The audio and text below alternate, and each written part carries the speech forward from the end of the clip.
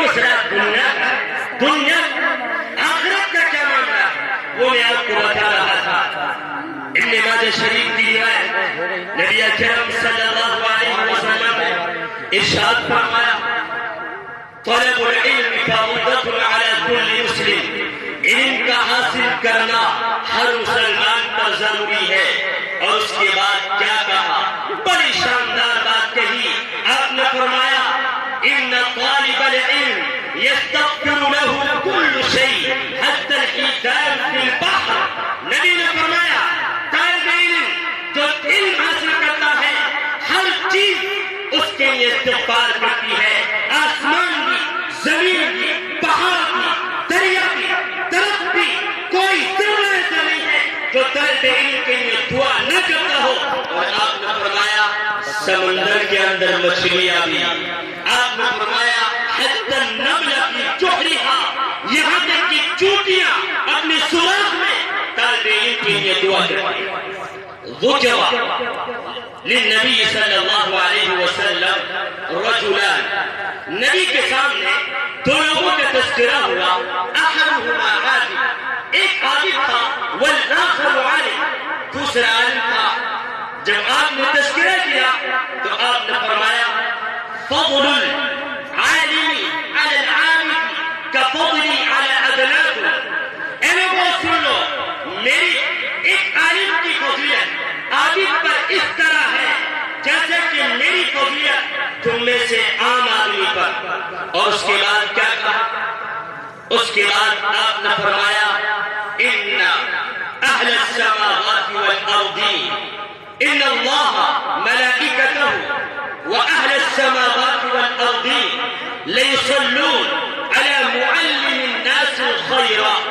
بے شک اللہ، اس کے فرشتے، زمین والے، آسمان والے، یہ سارے کے سارے علم حاصل کرنے والے یا علم سکھانے والے کے لیے دعا کرتے ہیں. نبی اکرم صلی اللہ علیہ وسلم نے فرمایا اغدو عالما او متعلما. اے انسان، کوشش تو یہ کرنا کہ تو عالم بن جائے. اگر عالم نہیں بن پائے متعلم بن جانا، طالب علم بن جانا. اس کے بعد کیا کہا؟ او سامعا، نہ تو عالم بنا نہ طالب علم بنا تو کم سے کم بات کو سننے والا بن جانا. اور پھر فرمایا اگر یہ بھی نہ بنے تو او کیا فرمایا؟ او محبن، علماء سے محبت کرنے والا بن جانا. آخر میں فرمایا ولا تکن الخامسہ. انسان پانچ بھی چیز مت بننا، یا تو عالم بننا یا پھر طالب علم بننا. اگر یہ بھی نہ بن سکے تو سننے والا بننا، یہ بھی نہ بن سکے تو محبت کرنے والا بننا. لیکن علماء سے حسد، بغض، عداوت، دشمنی کرنے والا مت بننا. کہا کہ کیوں؟ اس کی وضاحت احمد بن حنبل اور حافظ بن عساکر نے کی ہے. انہوں نے کہا اس کی وجہ یہ ہے، کیا ہے؟ ان لحوم العلماء مسمومہ، اس لیے کہ علماء کا جو گوشت ہوتا ہے وہ زہر آلودہ ہوتا ہے. جو آدمی علماء کی غیبت کرتا ہے وہ ایسا ہے جیسا کہ عالم کی جسم کی بوٹی زہر میں ملا کر کھا رہا ہے. اور اس کے بعد کیا کہا؟ من شمّہ، جس نے سونگا، غیبت نہیں کی، غیبت سنی، مریضہ، بیمار ہو جائے گا. ومن اکلہا، اور جس نے کھا لیا ہلاک ہو جائے گا. یہ ہے علماء، یہ ہے علماء. علامہ حسن بصری رحمہ اللہ کیا کہتے ہیں؟ انہوں نے فرمایا الدنیا کلھا ظلم، ساری دنیا تاریخ ہے، الا مجالس العلماء، سوائے علماء کی مجلس کے. علماء کی مجلس آسمان والوں کے لیے اس طرح چمکتی ہے جیسے کہ زمین والوں کو آسمان میں تارے دکھائی دیتے ہیں. صرف 3 یا 4 منٹ میں اپنی بات ختم کرتے ہوئے آخر سیرت النبی کا ایک چھوٹا سا واقعہ پیش کرتا. نبی اکرم صلی اللہ علیہ وسلم نے فرمایا ما اوذی احد ما اوذیت فی اللہ. اس دنیا میں جتنا مجھے ستایا گیا جتنی مشکلات میرے اوپر آئی، جتنی پریشانیاں میرے اوپر آئی، نبی فرما رہے کسی کے اوپر نہیں آئی۔ آدم سے لے کر قیامت تک جتنا آپ کو میرے نبی کو ستایا گیا کسی اور کو نہیں ستایا گیا۔ کیسے؟ وہ کون تھا جن کے گلے میں پھندا ڈالا گیا؟ وہ آپ کا اور میرا نبی تھا۔ وہ میرے نبی تھے جن کے راستوں میں کانٹے بچھائے گئے۔ وہ میرے نبی تھے جن کی کمر پر اونٹ اوجھلے ڈالی گئی۔ وہ میرے نبی تھے جن کے داڑھی کے بال کھینچ لیے گئے، سر کے بال نوچ لیے گئے، لیکن آپ نے کبھی کسی کو کچھ نہیں کہا۔ ایک موقع پر آپ نے کہا مکے کے لوگ میری بات نہیں مانی۔ آج میں طائف کے قریب، طائف سے تقریباً 50 کلومیٹر کی دوری پر ایک بازار ہے جس کا نام ہے اوکاس۔ وہ اوکاس پہنچے، وہاں جانے کے بعد لوگوں سے ملاقاتیں کی۔ کہا میں محمد مکہ المکرمہ سے آیا، ملاقات کے لیے آیا ہوں، آپ کون ہیں؟ لوگوں نے کہا ہم قبیلہ بنی عامر بن صعصعہ کا قبیلہ ہے ہمارا۔ کہا کیوں آئے؟ کہا بس ایک پیغام ہے۔ کہا کہ کیا؟ کہ میں آپ کو دین کی دعوت دوں گا، زبردستی نہیں کروں گا۔ اتنے میں اس قوم کا سردار، اس قبیل کا سردار بجرا بن فراس آیا اور پاس میں بیٹھ کر دیکھا کون ہے یہ؟ کہا محمد۔ کہاں سے آئے ہیں یہ؟ مکے سے۔ کہا تم نے اچھا نہیں کیا، تمہیں پتہ نہیں ہے آج چاروں طرف مکے کے اندر رہنے والا محمد نامی شخص بدنام ہو گیا ہے۔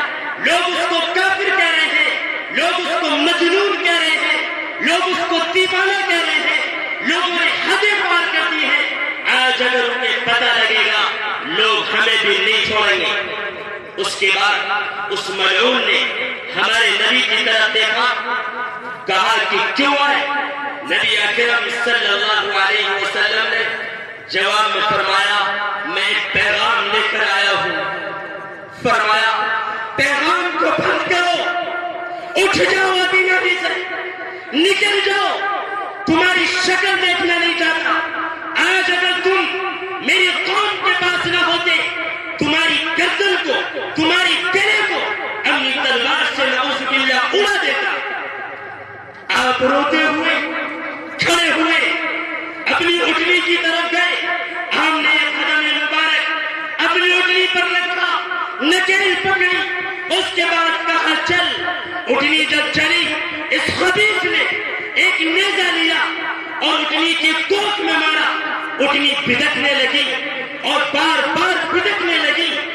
جیسے ہی بھدکی، نبی نے کمر مبارک کو پکڑا، اس کی کمر کو پکڑا، لیکن پکڑی نہیں گئی، اس سے نیچے گر گئے۔ آپ زخمی ہو گئے، آپ نے کچھ نہیں کہا، مکہ واپس آئے۔ اس واقعے کو ابو نعیم اصبہانی نے اپنی کتاب دلائل النبوہ میں لکھا ہے اور محققین نے کہا ہے اس واقعے کی سند بالکل صحیح ہے۔ جب گھر آئے، بیٹی نے کہا کہ ابا جان کیا ہوا؟ واقعہ بتایا اور بیٹی رونے لگی۔ آپ نے فرمایا میرے بیٹی آپ رو مت، آپ رو مت، انی قد عفوت عنہم، میں نے ان کو معاف کر دیا ہے، میں نے ان کو معاف کر دیا ہے۔ انہم قوم لا یفقہون، یہ قوم تو ایسی ہے جو میری بات نہیں سمجھ رہی، ان بیچاروں کو پتہ نہیں ہے میں کون ہوں۔ اگر یہ مجھے جان لے اور پہچان لے، خدا کی قسم میرے لیے جان بھی دے دیں گے۔ اور پھر فتح مکے کے موقع پر آپ نے اعلان کر دیا تھا اليوم یوم المرحمہ، آج معافی کا دن ہے، آج معاف کرنے کا دن ہے۔ اذهبوا، چلے جاؤ، انتم الطلقاء، میں نے تم کو آزاد کر دیا ہے۔ یہ تھی نبی کی شان، یہ تھا نبی کا مقام، یہ تھی نبی کی رفعت، اور یہی ہے وَرَفَعْنَا لَكَ ذِكْرَكَ، اور یہی ہے مؤذن اذان میں کہتا ہے اللہ کی تعریف، اور پھر نبی اقامت میں پہلے اللہ، اور پھر نبی نماز میں پہلے اللہ، اور پھر نبی، اور اسی پر بس نہیں بلکہ جب بات ناموں کی آئی، اللہ میٹھا لفظ ہے، محمد میٹھا لفظ ہے،